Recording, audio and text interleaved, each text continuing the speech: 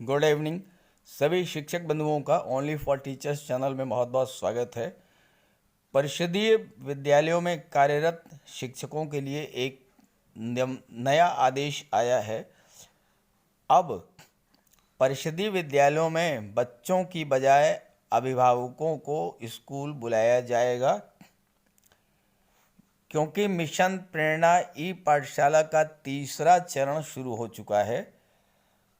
तो चलिए जान लेते हैं इस संबंध में क्या है लेटेस्ट अपडेट, क्या होगी पूरी प्रक्रिया, किस तरह से बच्चों को ऑनलाइन पढ़ाया जाएगा, सब कुछ विस्तार से। और ये जानकारी अपने साथियों को भी शेयर कर दीजिएगा ताकि वो भी अवेयर रहें, उन्हें भी जानकारी हो जाए। तो ये है लेटेस्ट अपडेट। अब परिषदीय विद्यालयों में बच्चों की बजाय अभिभावक जाएंगे स्कूल। मिशन प्रेरणा की ई पाठशाला का तीसरा चरण शुरू हो गया है। नया शिक्षा सत्र लागू होते ही स्कूली बच्चों की पढ़ाई कोविड-19 के बढ़ते संक्रमण की वजह से प्रभावित हो गई। मई माह तक सभी विद्यालयों में शिक्षण कार्य ठप कर दिया गया है। बीते वर्ष की भांति फिर से बेसिक शिक्षा विभाग द्वारा संचालित परिषदीय स्कूलों के बच्चों की फिर से ऑनलाइन कक्षाएं शुरू कराने जा रहा है।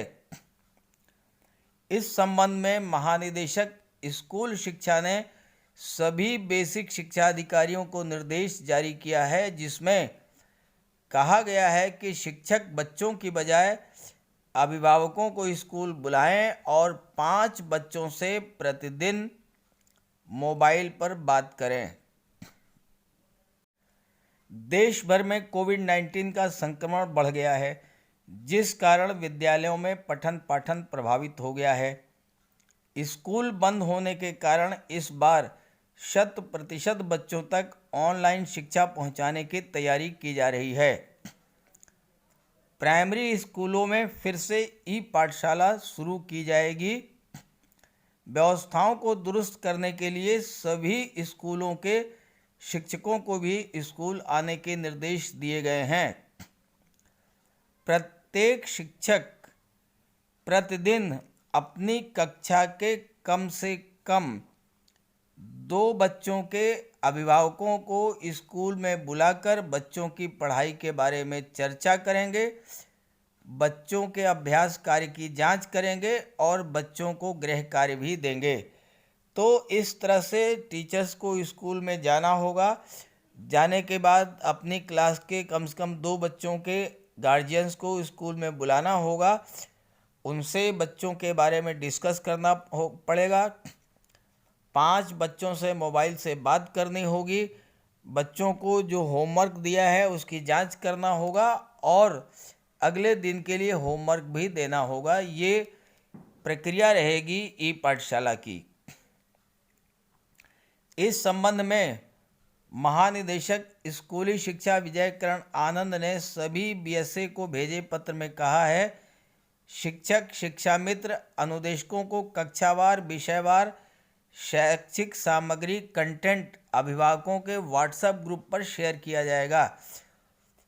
जो भी class wise, subject wise study material है वो गार्जियंस के व्हाट्सएप ग्रुप पर भेजा जाएगा। शिक्षक अभिभावकों से बच्चों के घर पर चल रही पढ़ाई के बारे में जानेंगे और समीक्षा करेंगे। उनकी पढ़ाई से संबंधित समस्याओं का समाधान भी शिक्षक करेंगे। अभिभावकों को विषय से संबंधित पाठों के बारे में भी शिक्षक समझाएंगे। इस तरह से अब गार्जियंस को पढ़ाना होगा और गार्जियंस जाकर के अपने बच्चों को पढ़ाएंगे। साथ ही साथ दूरदर्शन भी इसका माध्यम बनेगा। प्रत्येक कक्षा विषय के लिए मासिक पंचांग के अनुसार शैक्षणिक सामग्री साझा की जाएगी। क्लास वाइज, सब्जेक्ट वाइज जो हर माह का जो कैलेंडर बनेगा उसके अनुसार स्टडी मटेरियल जो है वो प्रोवाइड कराया जाएगा दूरदर्शन पर। ये जो कंटेंट है ये अभिभावकों के व्हाट्सएप पर शेयर किया जाएगा और दूरदर्शन पर प्रसारित ई कंटेंट को देखने के लिए बच्चों को प्रेरित किया जाएगा। जिन बच्चों के घर में टेलीविज़न है वो दूरदर्शन पर जो ई कंटेंट आएगा उसको देखने के लिए उन्हें कहा जाएगा। और शिक्षक प्रतिदिन बच्चों की शिक्षा को लेकर की गई गतिविधियों को एक डायरी में भी दर्ज करेंगे। तो इस तरह से बच्चों की पढ़ाई चलेगी, भले ही बच्चे स्कूल आएं या ना आएं। शिक्षक इस संबंध में 5 बच्चों से बात करेंगे। बेसिक शिक्षा विभाग के अधिकारियों ने बताया कि महानिदेशक द्वारा दिए गए निर्देशों में कहा गया है कि बच्चों को ऑनलाइन शिक्षा देने में किसी प्रकार की लापरवाही न बरती जाए।